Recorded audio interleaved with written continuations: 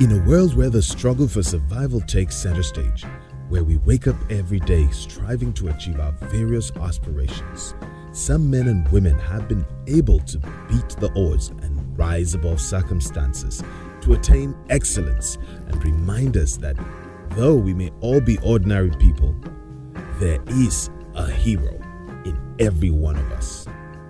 This is a story of such outstanding people, our heroes.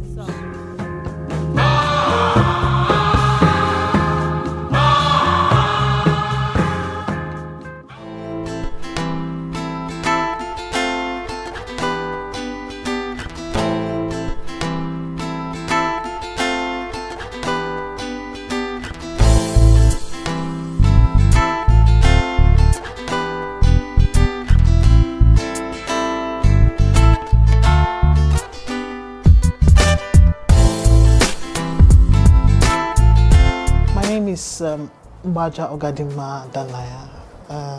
I'm a cardiac surgeon and I work in Lagos State University Teaching Hospital, Ikeja. I've always known I wanted to be a surgeon even before I became a medical doctor. And while at the University College Ibadan, following my different exposures to different areas, I knew I wanted to work on the heart as a surgeon.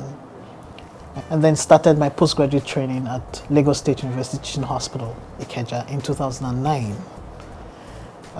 It's been a really long journey. First of all, we had to be trained to become general surgeons, which we had to do in 3 years. And then after that, we started the super specialty training, which is the cardiothoracic surgery.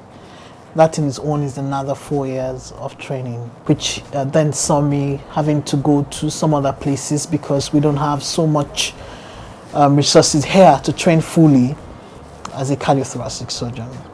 And then eventually in April 2016, I qualified as a cardiac surgeon. And I didn't know how big that was going to be until I got all the buzz from everywhere. I thought it was Nigeria alone, honestly, until I found out later on that as far as West Africa was concerned, they had never had an indigenously trained female cardiac surgeon. I've known Dr. Mgbajah for upward of 4 years.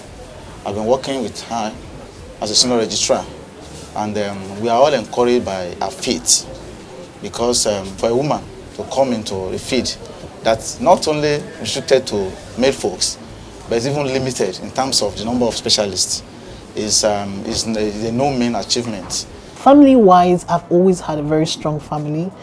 I lost my dad when I was in SS1, so my mom is my biggest supporter. She's an Amazon. She fought hard, and she wanted all of us to achieve what we wanted to be. And then I get to my present family. My husband is my rock, right?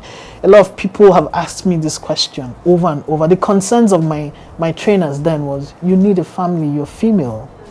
Now, when the person who owns the family with you is saying you can do this, then you truly can. And you can already tell that there were a lot of challenges. At this point, I would like to mention 2 men who were instrumental to my becoming the first female cardiac surgeon, aside my teachers in Ibadan, who always told me that they knew I would become something more than just an ordinary doctor.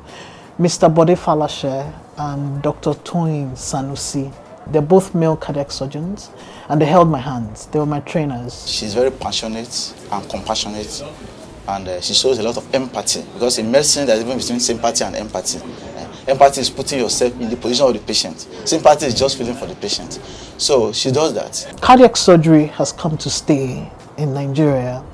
If you watch the TV or listen to the news, about a couple of weeks ago, we conducted free cardiac surgeries for Lagosians.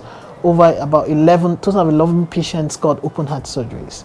And that's because the governor, in his own magnanimity, decided to pay completely for those patients. So they didn't pay a dime. So I want to speak to well-meaning Nigerians, philanthropists, the guys that have the funds. Please come and help and support cardiac surgery in Nigeria.